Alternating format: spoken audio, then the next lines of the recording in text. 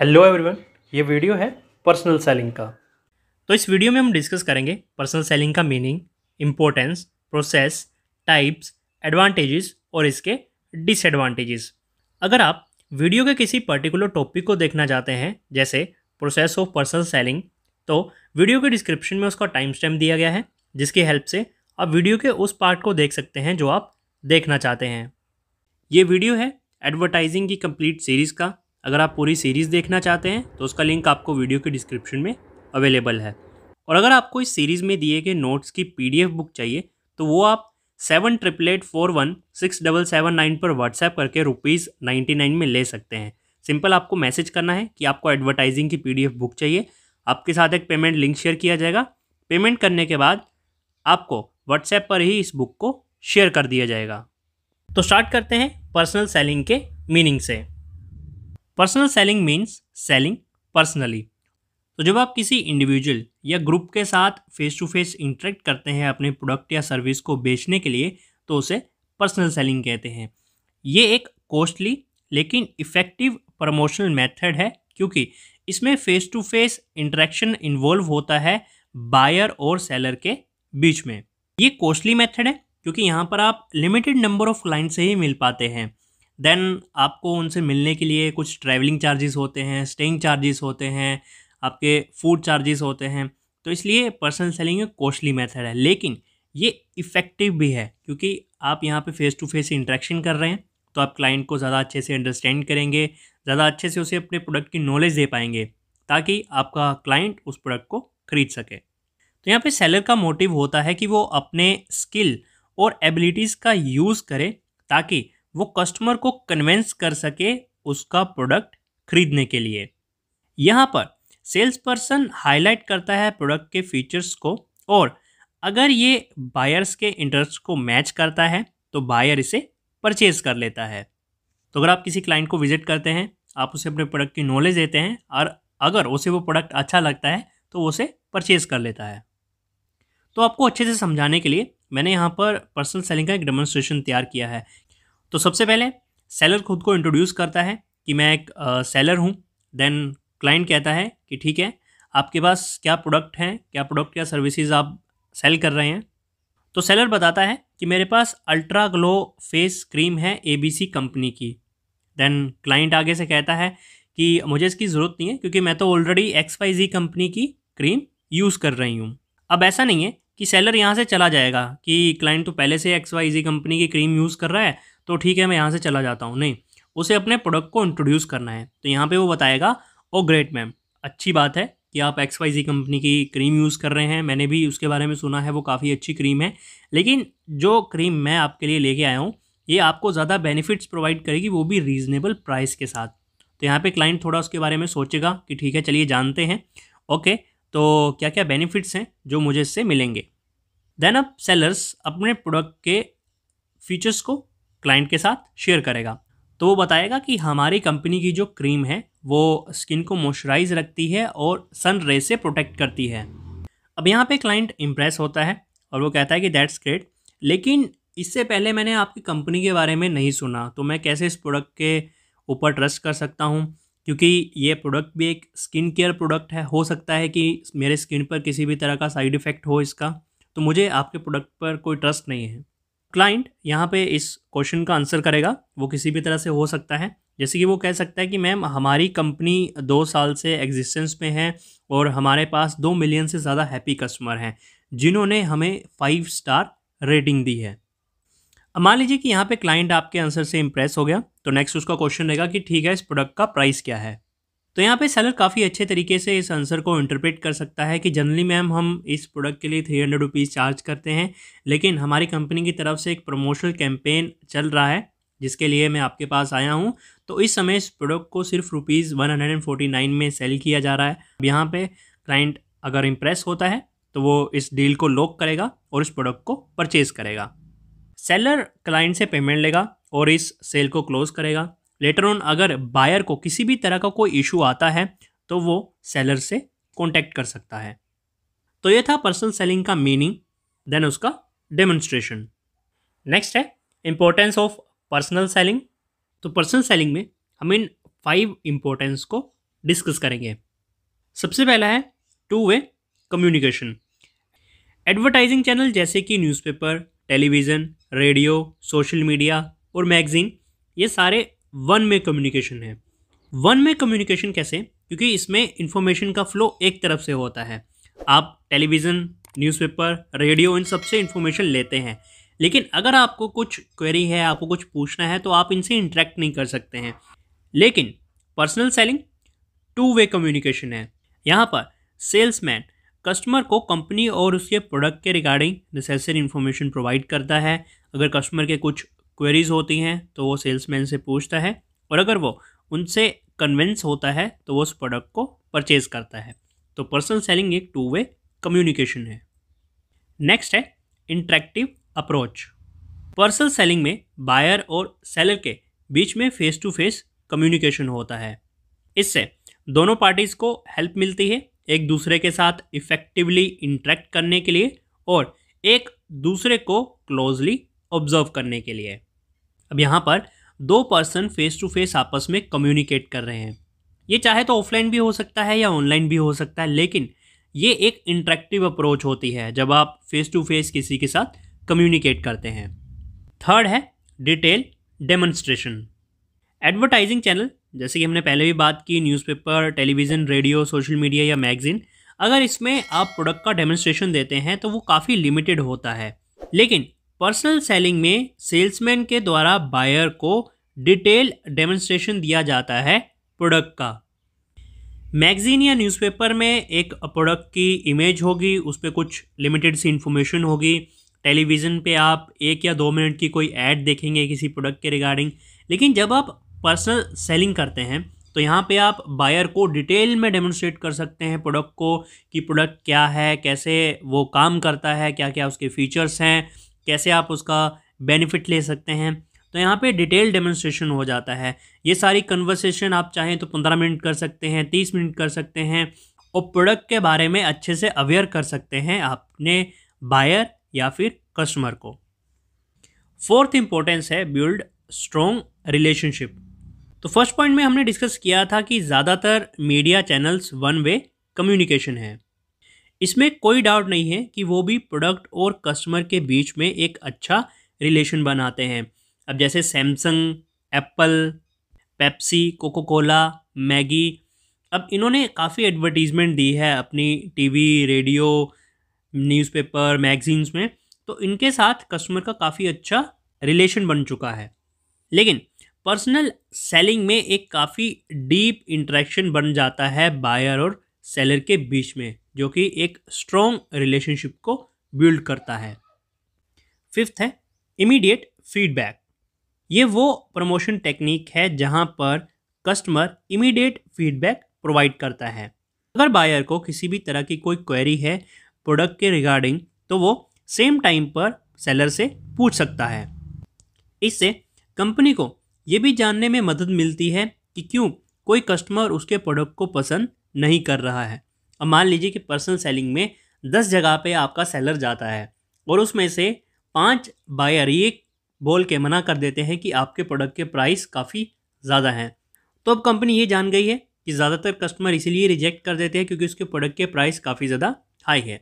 अब कंपनी क्या करेगी, उस प्रोडक्ट के प्राइस को थोड़ा कम करेगी, देन फिर से वो पर्सनल सेलिंग को टारगेट करेगी। तो ये थे पर्सनल सेलिंग के 5 इंपॉर्टेंस के बाद हमारा नेक्स्ट टॉपिक है process of personal selling. Process of personal selling में हम ये 7 स्टेप्स डिस्कस करेंगे। सबसे पहला है प्रोस्पेक्टिंग। प्रोस्पेक्टिंग में इन्वॉल्व होता है पोटेंशियल बायर या क्लाइंट को फाइंड करना। अब इसके लिए कंपनी रिसर्च करती है ताकि वो राइट कस्टमर को आइडेंटिफाई कर सके जो आपके प्रोडक्ट या सर्विस को परचेज़ करे। अब ऐसा नहीं है कि हर कस्टमर या हर क्लाइंट आपके प्रोडक्ट को परचेज़ करेगा। मान लीजिए अगर 1,00,000 क्लाइंट हैं तो उसमें से कोई 10 या 20,000 ही होंगे जो आपके प्रोडक्ट को खरीद सकते हैं या वो इंटरेस्टेड होंगे। इसके लिए वो रिसर्च करेगी कौन से ऐसे क्लाइंट हैं जो आपके प्रोडक्ट को परचेज़ कर सकते हैं। इससे कंपनी का टाइम और एफर्ट दोनों सेव होते हैं। इसका काफ़ी अच्छा एग्जांपल है कि अगर आपका प्रोडक्ट ऐसा है जिसमें आप ओवर 65 एज वालों को सेल कर रहे हैं इंश्योरेंस, तो इसके लिए आप टारगेट नहीं करने वाले हैं 30 एज वालों को। तो अगर आपका प्रोडक्ट ऐसा है कि आप इंश्योरेंस बेच रहे हैं और उसमें जिसे आप इंश्योरेंस बेच रहे हैं उनकी एज होनी चाहिए 65 के अबव, तो आप अपने सेलर को ये नहीं बोलेंगे कि जाओ हर घर में जाओ जहाँ पे 30 साल के लोग रहते हैं या 40 साल के लोग रहते हैं, वहाँ भी जाके प्रोडक्ट बेचो। वो बिकेगा नहीं, क्योंकि उसमें जो बेनिफिट्स हैं वो तो उन्हीं के लिए हैं जिनकी एज 65 से अबव है। तो सबसे पहले हमें आइडेंटिफाई करना होगा कि हमारे राइट कस्टमर कौन से हैं। तो कौन कौन से ऐसे घर हैं जहाँ पर आपको ओवर द 65 एज वाले अवेलेबल होंगे, आप उन्हीं घर को विजिट करेंगे। इससे आपके टाइम और एफर्ट्स दोनों सेव होंगे। सेकंड है प्रेपरेशन और प्री अप्रोच। अब ऐसा नहीं है कि हमने आइडेंटिफाई कर लिया तो उसके बाद हमने घर जाना विजिट कर दिया, नहीं। इससे पहले कि हम क्लाइंट के साथ कॉन्टैक्ट बनाएं, उससे पहले सेलर को अपने आप को प्रिपेयर करने की ज़रूरत है। अब उसे पता भी तो होना चाहिए कि अगर मैं 65 एज से अबव वालों के पास जा रहा हूँ तो मेरा ये प्रोडक्ट है, मुझे कैसे उन्हें बताना है कि हमारा ये प्रोडक्ट है, इससे आपको क्या बेनिफिट मिलने वाले हैं। अगर वो प्रिपेयर ही नहीं होगा तो वहाँ जाके वो कैसे कन्विंस करेगा कस्टमर को, वो वहाँ जाके फेल हो जाएगा और बिना प्रोडक्ट बेचे उसे वापस आना पड़ेगा। तो यहाँ पर सेलर को अवेयर होना चाहिए प्रोडक्ट की डिस्क्रिप्शन क्या है, उसके प्राइसेस क्या हैं, पेमेंट के लिए कौन कौन से ऑप्शंस अवेलेबल हैं, और अगर कोई सिमिलर प्रोडक्ट है कंपटीटर का तो उसकी भी इंफॉर्मेशन उसे कम्प्लीटली होनी चाहिए। अब ऐसा ना हो कि आप अपना प्रोडक्ट लेके जाएं और वो बोले कि मैं तो इस कंपनी का पहले से प्रोडक्ट यूज़ कर रहा हूं, तो आप वहाँ पे आप उनको कन्वेंस ही नहीं कर पाएँ कि कैसे आपका प्रोडक्ट उस कंपटीटर के प्रोडक्ट से बेटर है। ये हेल्प करता है कस्टमर की बेटर वे में कनेक्ट करने के लिए। तो जब आप अच्छे से उन्हें समझाएंगे अपने प्रोडक्ट के बारे में तो वो इंटरेस्ट लेंगे, समझेंगे, सुनेंगे आपकी बात को। तो इससे पहले कि आप अपने क्लाइंट के साथ इंटरेक्ट करें, आप सबसे पहले प्रैक्टिस कीजिए कि आप वहाँ जाके क्या कहने वाले हैं और कैसे आप क्लाइंट के द्वारा पूछे गए क्वेश्चंस को आंसर करेंगे। अब आपको पता है कि आपका कस्टमर कौन है, आपने खुद को प्रिपेयर भी कर लिया। देन थर्ड है आपको अब उससे करनी है अप्रोच। अप्रोच स्टेज में seller first time personal contact बनाता है क्लाइंट के साथ। अब सेलर यहाँ पे जब फर्स्ट टाइम पर्सनल कनेक्शन बनाता है तो वो प्रोडक्ट के रिगार्डिंग इन्फॉर्मेशन को शेयर करता है, जो भी उसने अपनी प्रिपरेशन की होती है कि मुझे ये इन्फॉर्मेशन डिलीवर करनी है, इस तरह से डिलीवर करनी है, और वो क्लाइंट के द्वारा पूछी गई कुछ क्वेरीज को आंसर करता है। अब इस प्रोसेस को थोड़ा इफेक्टिव बनाने के लिए आप खुद क्लाइंट को इन्वॉल्व करें, आप क्लाइंट से कुछ क्वेश्चंस पूछें ताकि वो आपकी इस कन्वर्सेशन में इन्वॉल्व हो और एक इफ़ेक्टिव कम्युनिकेशन क्रिएट हो। इसका एक और एग्जांपल देखते हैं। अगर आप कोई स्किन केयर प्रोडक्ट बेच रहे हैं तो आप क्लाइंट या कस्टमर से पूछ सकते हैं कि क्या आप करंटली कोई स्किन केयर प्रोडक्ट यूज़ कर रहे हैं। देन आप पूछ सकते हैं कि इस प्रोडक्ट के रिगार्डिंग आपको कोई भी ऐसी चीज़ लगती है जिसे लेके आप अनहैप्पी हैं, या फिर कोई भी साइड इफ़ेक्ट हो आपकी स्किन पर। जब आप अपने प्रोडक्ट के बारे में बता रहे हैं तो आप उनसे ये पूछ सकते हैं कि आपने क्या पहले हमारे प्रोडक्ट के बारे में कहीं से सुना है, किसी फ्रेंड, रिलेटिव, किसी टीवी पे या किसी न्यूज़पेपर पे किसी से कोई भी इन्फॉर्मेशन मिली हो, आपको कोई हिंट हो कि हाँ इस तरह का प्रोडक्ट मार्केट में अवेलेबल है। फोर्थ है प्रेजेंटेशन। अब पिछले स्टेप में जहाँ पर हमने क्लाइंट के साथ इंटरेक्शन किया, हमने इतनी खुल के बात नहीं की उसे अपने प्रोडक्ट के रिगार्डिंग। हमने जस्ट अपना एक इंट्रोडक्शन दिया कि हम इस कंपनी से हैं, हमारा ये प्रोडक्ट है और उसमें हम डीलिंग करते हैं। देन थोड़े बहुत हमने अंडरस्टैंड करने की कोशिश की हमारे क्लाइंट को क्या उसकी नीड्स एंड वांट है, कि क्या वो इस तरह का प्रोडक्ट यूज़ करता है तो कौन सी ऐसी चीज़ें हैं जिसे लेके वो खुश नहीं है। तो अब जब आप अपने क्लाइंट को अच्छी तरह से समझ लेते हैं कि उसकी नीड्स एंड वांट्स क्या हैं, अब आपका काम है अपने प्रोडक्ट के रिगार्डिंग प्रेजेंटेशन या डेमोन्स्ट्रेशन देना जो उसकी नीड्स एंड वांट को फुलफिल करेगा। अच्छा, एग्जांपल के लिए अगर आपका एक स्किन केयर प्रोडक्ट है तो स्किन केयर प्रोडक्ट में काफ़ी वैरायटी है। हो सकता है किसी को मॉइस्चराइज, किसी को सनस्क्रीन, किसी को डार्क स्पॉट, किसी को फेस ऑयल जैसे प्रोडक्ट चाहिए होंगे। तो सबसे पहले अंडरस्टैंड कीजिए आप अपने कस्टमर को और उसी के अकॉर्डिंग आप अपनी पिच दीजिए। फिफ्थ है हैंडलिंग ऑब्जेक्शंस। प्रेजेंटेशन कंप्लीट करने के बाद आपके क्लाइंट के कुछ क्वेश्चंस होंगे और ये हर क्लाइंट के क्वेश्चन होंगे। आप अपने प्रोडक्ट को डेमोन्स्ट्रेट कर रहे हैं तो आपका क्लाइंट आपसे कुछ पूछना चाहेगा उस प्रोडक्ट के रिगार्डिंग, और ये काफ़ी इम्पोर्टेंट पार्ट है सेलिंग प्रोसेस का, क्योंकि इससे ये पता चलता है कि आपका कस्टमर आपके प्रोडक्ट में इंटरेस्ट शो कर रहा है, वो चाहता है, उसे कहीं ना कहीं पसंद आ रहा है आपका प्रोडक्ट, वो तभी इसके रिगार्डिंग क्वेश्चंस पूछ रहा है। ये हेल्प करता है क्लाइंट की प्रोडक्ट को बेटर तरीके से अंडरस्टैंड करने में। इसका एक एग्जांपल देखते हैं। कस्टमर आपसे ये पूछ सकता है कि कैसे आप इस प्रोडक्ट को यूज़ कर सकते हैं। तो जैसे स्किन केयर प्रोडक्ट है तो कैसे उसे यूज़ करना है, डे में या नाइट में, दिन में एक बार यूज़ करना है या 2 बार यूज़ करना है।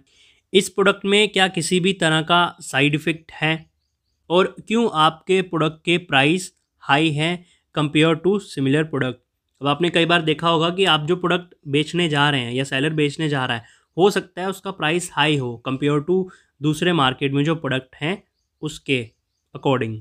6 है क्लोजिंग।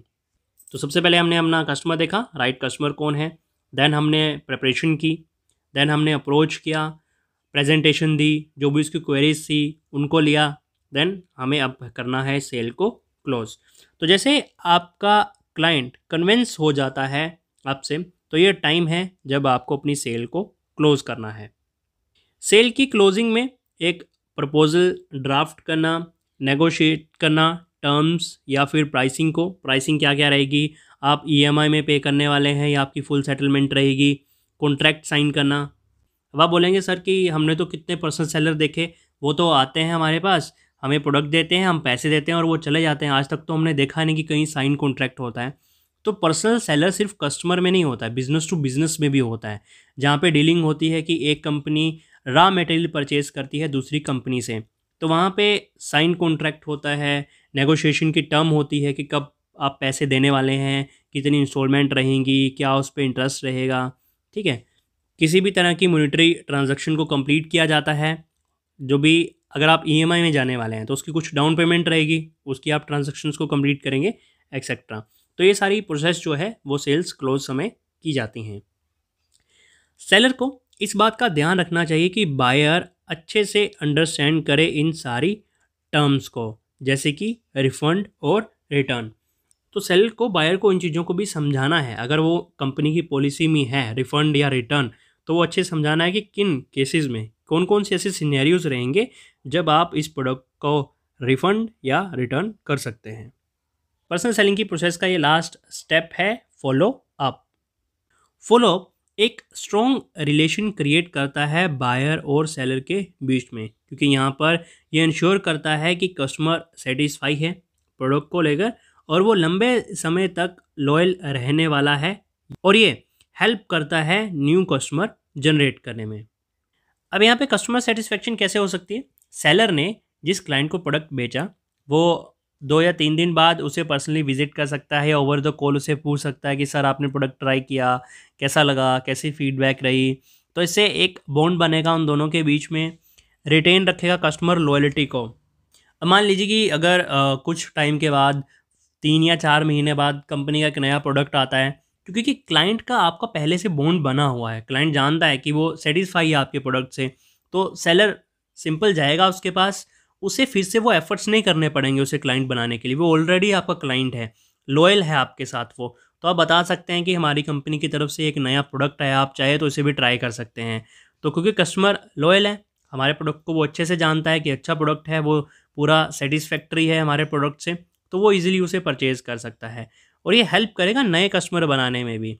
अब कई बार क्या होता है कि अगर आपको कोई प्रोडक्ट अच्छा लगता है तो आप अपने फ्रेंड्स या रिलेटिव में भी रेफ़र करते हैं, तो इसमें वो बता सकता है कि ये सेलर था, ये मेरे पास आया था, प्रोडक्ट काफ़ी अच्छा लगा, आप भी चाहें तो ये प्रोडक्ट को ट्राई कर सकते हैं।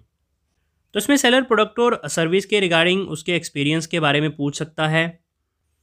वो कस्टमर से ये भी रिक्वेस्ट कर सकता है कि कंपनी की वेबसाइट पे उसके प्रोडक्ट के रिगार्डिंग कुछ पॉजिटिव फीडबैक को वो लीव करें, मतलब वहाँ पे कुछ पॉजिटिव कमेंट कर दें कि मैंने ये प्रोडक्ट ट्राई किया और मेरा इसके रिगार्डिंग ये पॉजिटिव फीडबैक है। तो ये थे पर्सनल सेलिंग प्रोसेस के 7 स्टेप्स। प्रोस्पेक्टिंग, जहाँ पे हमने रिसर्च की कि कौन सा हमारा राइट क्लाइंट रहेगा, किसे हमें विजिट करना है, किसे हमें अप्रोच करना है।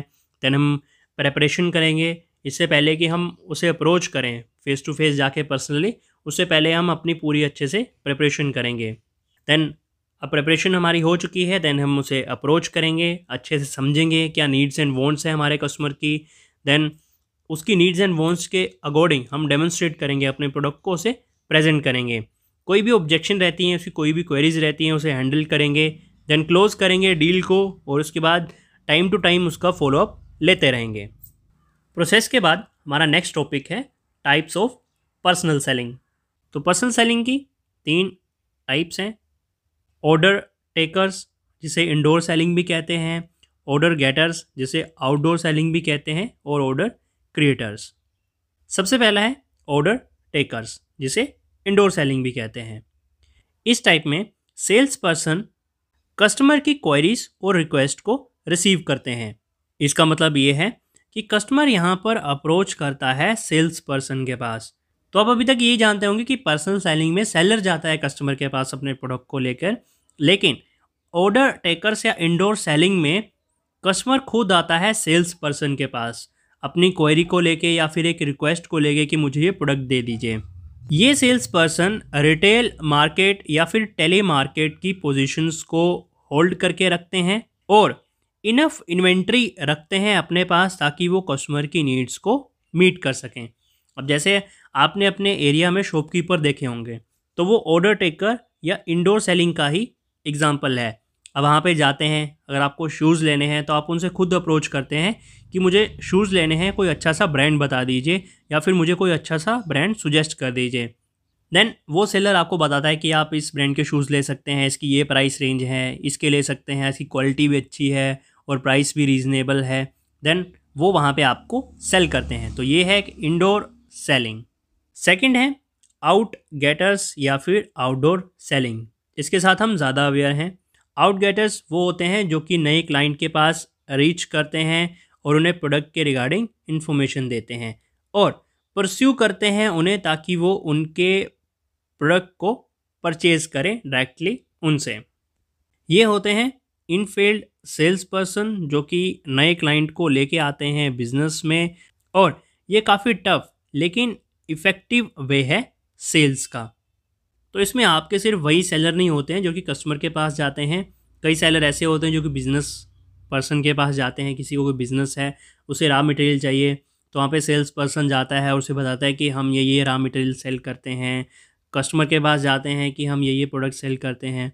तो ये आउटडोर सेलर होते हैं। ये खुद जाते हैं क्लाइंट के पास अपने प्रोडक्ट को लेकर, उसकी इन्फॉर्मेशन देते हैं और उन्हें कन्वेंस करते हैं, परसुएड करते हैं ताकि वो उनके प्रोडक्ट को परचेज़ करें। थर्ड है order creators. Order creators deal को खुद से क्लोज नहीं करते हैं, लेकिन ये कन्वेंस करते हैं पब्लिक को ताकि बिजनेस को प्रमोट किया जा सके, जिसका इवेंचुअली यही मतलब होता है कि आप एक तरह से सेल कर रहे हैं। एग्जाम्पल के लिए फार्मास्यूटिकल कंपनी में जो सेल्स पर्सन होते हैं वो क्लाइंट के पास नहीं जाते हैं, वो डॉक्टर्स के पास जाते हैं और उन्हें परसुएड करते हैं, मतलब कन्विंस करते हैं कि जब भी कोई पेशेंट उनके पास आएगा तो वो उसकी कंपनी की मेडिसिन्स को ही प्रिस्क्राइब करेंगे। ये में भी आप में से कई ऐसे होंगे जिन्हें इस चीज़ का पता नहीं होगा कि डॉक्टर जब आपको कोई मेडिसिन प्रिस्क्राइब करते हैं तो उनके पास भी सेल्स पर्सन आते हैं फार्मास्यूटिकल कंपनी के। तो एक काफ़ी फेमस फार्मास्यूटिकल कंपनी है डॉक्टर रेड्डी। आपने कभी ना कभी इसकी कोई मेडिसिन ली होगी। तो इसके जो भी सेल्स पर्सन होते हैं वो डॉक्टर के पास जाते हैं और उनकी मेडिसिन को सुजेस्ट करते हैं डॉक्टर को कि जब भी आपके पास कोई पेशेंट आएगा तो आप डॉक्टर रेड्डी की इस मेडिसिन को उसे सेल करेंगे। इसके बदले में डॉक्टर्स को कमीशन मिलता है। तो ये थी पर्सनल सेलिंग की 3 टाइप्स। सबसे पहले है इंडोर सेलिंग। इसमें कस्टमर खुद सेलर के पास जाता है और उससे कोई भी क्वेरी रेज करता है या फिर किसी प्रोडक्ट की रिक्वेस्ट करता है। सेकंड है आउटडोर सेलर। इसमें खुद सेलर जाता है कस्टमर के पास और वहाँ पे अपने प्रोडक्ट की इन्फॉर्मेशन उससे प्रोवाइड करता है। ऑर्डर क्रिएटर वो होते हैं जो डायरेक्टली कस्टमर से कॉन्टैक्ट नहीं करते हैं, लेकिन वो उस पर्सन से कॉन्टैक्ट करते हैं जो कि उस डिमांड को क्रिएट करेगा। जैसे कि फार्मास्यूटिकल में हमने देखा कि सेल पर्सन डॉक्टर के पास जाता है और वो उसे बताता है कि जब भी आपके पास कोई पेशेंट आएगा तो आप हमारी इस मेडिसिन को प्रिस्क्राइब करेंगे। टाइप्स के बाद नेक्स्ट टॉपिक है advantages of personal selling. Advantages of personal selling में हम ये 4 पॉइंट्स डिस्कस करेंगे। सबसे पहला है conveys detail information. Personal selling में किसी भी दूसरी फॉर्म ऑफ प्रमोशन के कंपैरिजन में ज़्यादा इन्फॉर्मेशन को कन्वे किया जाता है। दूसरे फॉर्म ऑफ प्रमोशंस हमारे पास अवेलेबल हैं, जैसे कि टेलीविज़न, रेडियो, न्यूज़पेपर, मैगज़ीन। उसके कंपैरिजन में पर्सनल सेलिंग में ज़्यादा इन्फॉर्मेशन दी जाती है प्रोडक्ट और सर्विस के रिगार्डिंग। इसमें सेलर प्रोडक्ट के रिगार्डिंग इन्फॉर्मेशन देता है, कस्टमर में उस प्रोडक्ट की नीड को क्रिएट करता है और उसे परसुएट करता है ताकि वो उस प्रोडक्ट को खरीदे। तो सबसे पहले प्रोडक्ट की इन्फॉर्मेशन दी जाती है सेलर के द्वारा, कस्टमर में उस प्रोडक्ट की नीड क्रिएट की जाती है कि आपको इस प्रोडक्ट की ज़रूरत है और आपको ये खरीदना चाहिए, और बाद में उसे कन्विंस करके छोड़ता है कि आप इस प्रोडक्ट को खरीदिए। अगर कस्टमर के कोई भी डाउट्स रहते हैं उस प्रोडक्ट के रिगार्डिंग, तो वो वहीं ऑन द स्पॉट उसे क्लियर कर सकता है। तो बाकी अगर प्रमोशंस टेक्निक की हम बात करें तो वहाँ पे अगर कोई डाउट रहते हैं तो वो उसी समय क्लियर नहीं होते हैं, उसमें टाइम लगता है, आप रिसर्च करते हैं गूगल पे, यूट्यूब पे जाके उस चीज़ की। लेकिन यहाँ पे अगर पर्सनल सेलिंग में कोई आपकी क्वेरी है, आप उसी समय सेलर से पूछ सकते हैं, उसे क्लियर कर सकते हैं। तो ये एक डिटेल इन्फॉर्मेशन का मेथड है। सेकंड है creates deep impact. Personal selling ज़्यादा इम्पैक्टफुल है क्योंकि इसमें क्लाइंट और सेलर के बीच में इंटरेक्टिव कन्वर्सेशन होती है। सेल्स पर्सन असिस्ट करता है कस्टमर को पूरी बाइंग प्रोसेस के दौरान, उसके क्वेश्चंस का आंसर करता है और उसके डाउट्स को सोल्व करता है। तो पर्सनल सेलिंग काफ़ी अच्छा सोर्स है बायर के ऊपर डीप इम्पैक्ट क्रिएट करने का। थर्ड है कस्टमर कॉन्फिडेंस। पर्सनल सेलिंग से आप कस्टमर के कॉन्फिडेंस को विन करते हैं। वो कैसे? क्योंकि पर्सनल सेलिंग एक इंटरपर्सनल रिलेशन क्रिएट करता है। तो ये सारी प्रोसेस स्टार्ट होती है एक सिंपल कन्वर्सेशन से। सेलर सबसे पहले खुद को इंट्रोड्यूस करता है कि मैं इस कंपनी से बिलोंग करता हूँ और मैं इस पर्पज़ से आपके पास आया हूँ। देन वो प्रोडक्ट के रिगार्डिंग अवेयर करता है उसके फीचर्स और बेनिफिट्स को बता के। इसके बाद अगर क्लाइंट के कुछ डाउट्स, क्वेरीज या कोई मिसअंडरस्टैंडिंग होती हैं, उन्हें वो क्लियर करता है और कस्टमर के कॉन्फिडेंस को विन करता है। अब इससे क्या होगा? ये कंपनी और उसके प्रोडक्ट के रिगार्डिंग कस्टमर के फेथ को इंक्रीज करेगा। तो इस तरह से कस्टमर के कॉन्फिडेंस को विन किया जा सकता है। फोर्थ और लास्ट है इम्प्रूविंग इमेज। अगर क्लाइंट के माइंड में किसी भी तरह की मिसअंडरस्टैंडिंग है कंपनी के रिगार्डिंग, तो सेलर उस मिसअंडरस्टैंडिंग को क्लियर करता है और कंपनी की बैड इमेज को रिमूव करता है। सेलर कंपनी की अचीवमेंट्स के बारे में क्लाइंट को कन्वे करता है, वो एक डिटेल एक्सप्लेनेशन देता है कंपनी के बारे में, उसके प्रोडक्ट्स के बारे में, और किसी भी तरह के कोई डाउट्स या मिसअंडरस्टैंडिंग्स होती हैं उन्हें वो रिमूव करता है।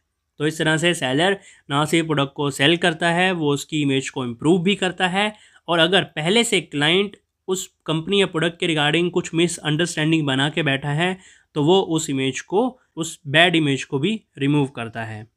तो ये थी पर्सनल सेलिंग की 4 एडवांटेजेस। सबसे पहले डिटेल इन्फॉर्मेशन देता है। ये इन्फॉर्मेशन किसी भी और प्रमोशन मेथड से ज़्यादा डीप होती है और डिटेल होती है। एक डीप इम्पैक्ट क्रिएट करता है सेलर के ऊपर, उसके कॉन्फिडेंस को विन करता है और कंपनी और प्रोडक्ट की इमेज को इम्प्रूव करता है। एडवांटेजेस के बाद हमारा लास्ट टॉपिक है disadvantages of personal selling. Disadvantages of personal selling में हम ये 4 पॉइंट डिस्कस करेंगे। सबसे पहला है लिमिटेड रीच। पर्सनल सेलिंग में पर्सन टू पर्सन कॉन्टैक्ट होता है। तो अगर आप पर्सनल सेलिंग कर रहे हैं तो यहाँ पे बायर और सेलर जो हैं वो फेस टू फेस एक दूसरे से इंटरेक्शन करते हैं। तो या तो ये फिर कुछ एक इंडिविजुअल के साथ, एक पर्सन के साथ होगा, या फिर ग्रुप में कुछ लोगों के साथ। क्योंकि ऐसा नहीं है कि अगर आप पर्सनल सेलिंग कर रहे हैं तो जैसा हमने बताया कि वहाँ पे डिफरेंट है, वो वेरी करता है कस्टमर टू कस्टमर। हर किसी का नेचर अलग है, हर किसी की नीड या वांट्स अलग हैं। तो अगर आप ज़्यादा नंबर ऑफ़ कस्टमर्स को एक ही साथ टारगेट करेंगे तो आप हर किसी को कन्विंस नहीं कर पाएंगे। तो इसमें seller few number of clients को ही अप्रोच करता है एक स्पेसिफाइड पीरियड में, इसलिए जो इसकी रीच होती है वो काफ़ी लिमिटेड होती है। सेकंड है ट्रेनिंग कॉस्ट। कंपनी काफ़ी ज़्यादा कॉस्ट अक्कर करती है सेल्स स्टाफ को ट्रेन करने में। तो इसमें कुछ सेल्स टीम ट्रेनिंग एक्सपेंसेस हो सकते हैं, जैसे कि मोबाइल फ़ोन के चार्जेस, हेल्थ केयर, ट्रेनीज़ की salaries. Training equipments, meals, managers के एक्सपेंसेस जो कि अपॉइंट किए जाते हैं उन सेल्स स्टाफ को ट्रेन करने के लिए, होटल और ट्रैवल एक्सपेंसेस। तो आप देख सकते हैं एन नंबर ऑफ एक्सपेंसेस होते हैं जो कि एक सेल्स स्टाफ पर अक्कर किए जाते हैं किसी कंपनीज के द्वारा। थर्ड है high sales person turnover. Sales person turnover ये बताता है कि कोई एक स्पेसिफिक रेशो के पर्सन्स जब आपकी कंपनी को छोड़ के चले जाते हैं, तो कंपनी में सेल्स पर्सन टर्नओवर रेट काफ़ी ज़्यादा हाई होता है in case of personal selling. Personal selling में हाई टर्नओवर का रीज़न होता है वर्क प्रेशर। तो सेल करना कोई इजी टास्क नहीं है। आपको डेली बेसिस पर, वीकली बेसिस पर, मंथली बेसिस पर टारगेट दिए जाते हैं, आपको उन्हें अचीव करना होता है। तो ये काफ़ी प्रेशराइज जॉब होता है, आपको इसके लिए सुनना भी काफ़ी पड़ता है आपके मैनेजर से। तो सेल्समैन कई बार इसमें ट्रेनिंग के बाद ही जॉब को क्विट कर देते हैं। कहीं ना कहीं वो ये समझ आते हैं काफ़ी प्रेशराइज जॉब है, शायद वो कंप्लीट नहीं कर पाएंगे इसे, या फिर कुछ ऐसे होते हैं कि कंटिन्यू करते हैं जॉब को लेकिन वो मिडिल ऑफ द जॉब उसे स्किप कर देते हैं। तो एक नए सेल्स पर्सन को हायर करने में और उसे ट्रेन करने में काफ़ी ज़्यादा टाइम लगता है, और उसके बाद भी सेल्स पर्सन में काफ़ी हाई टर्नओवर देखने को मिलता है। फोर्थ है नेगेटिव इमेज ऑफ सेल्समैन। ये पर्सनल सेलिंग का सबसे बड़ा ड्रॉबैक है, क्योंकि कई लोग सेल्समैन के बारे में नेगेटिव परसेप्शन पहले से ही बना के तैयार बैठे होते हैं। अब आपके दिमाग में भी कई बार आता होगा, या आपके घर में कोई सामान बेचने आता है तो आप पहले से सोच के बैठते हैं कि ये पता नहीं बेकार क्वालिटी का प्रोडक्ट देगा, इसका प्रोडक्ट दुकानों पे नहीं बिक रहा है तो ये हमारे पास बेचने आया है, या ये कोई फ्रॉड कर सकता है हमारे साथ। तो काफ़ी बड़े सिनेरियो में पर्सनल सेल एक नेगेटिव परसेप्शन भी है। लोगों की जो सोच है पर्सनल सेल्समैन को लेके वो इतनी अच्छी नहीं है। हर सेल्समैन अपने जॉब में परफेक्ट नहीं होता है। इस जॉब के लिए एक स्पेसिफिक स्किल सेट की डिमांड होती है ताकि प्रोडक्ट को बेचा जा सके। कुछ सेल्समैन ऐसे होते हैं जिनकी जो टोन होती है वो काफ़ी एग्रेसिव होती है, कुछ की काफ़ी लो होती है, जिससे कि कस्टमर काफ़ी एनॉय हो जाते हैं। तो कुछ काफ़ी एग्रेसिवली बोलेंगे, काफ़ी ज़ोर से बोलेंगे, आपको लगेगा कि शायद ये रूडली हमसे बात कर रहा है। कुछ काफ़ी लो बोलेंगे, आपको समझ ही नहीं आएगा वो कहना क्या चाहता है, क्या बोल क्या रहा है। अगर आप उससे कुछ पूछते हैं तो वो आपको अच्छे से समझा ही नहीं पाता है। तो ये कस्टमर को काफ़ी एनॉय करता है कि ये बेकार में हमारा टाइम ख़राब कर रहा है। एट द लास्ट इसकी कॉस्ट कंपनी को ही बियर करनी पड़ती है और इससे कंपनी की सेल्स भी डाउन होती है। तो ये थी पर्सनल सेलिंग की डिसएडवांटेजेस। सबसे पहला लिमिटेड रीच है, आप एक स्पेसिफिक टाइम में कुछ नंबर ऑफ पर्सन्स के साथ ही या किसी एक एरिया को ही कवर कर सकते हैं। ट्रेनिंग कॉस्ट काफ़ी ज़्यादा हाई होती है, टर्नओवर काफ़ी ज़्यादा होता है, काफ़ी सेल्स पर्सन होते हैं जो कि ट्रेनिंग के टाइम में या फिर ड्यूरिंग द जॉब ही वो इसे क्विट कर देते हैं। देन सेल्समैन की काफ़ी ज़्यादा नेगेटिव इमेज है जिसका एट द लास्ट कंपनी पर इम्पैक्ट पड़ता है। वीडियो कैसा लगा ये कमेंट करके ज़रूर बताएं, और अगर आपके किसी भी टॉपिक के रिगार्डिंग कोई क्वेरी है तो आप उसके लिए मुझे कमेंट कर सकते हैं। मैं वहीं आपको रिप्लाई करके या फिर उस पर एक अलग वीडियो बना के आपके साथ शेयर कर दूंगा। इसी तरह की हर अपडेट के लिए स्टूडेंट नोट्स चैनल को सब्सक्राइब करें, वीडियो को लाइक और शेयर करें। Thank you.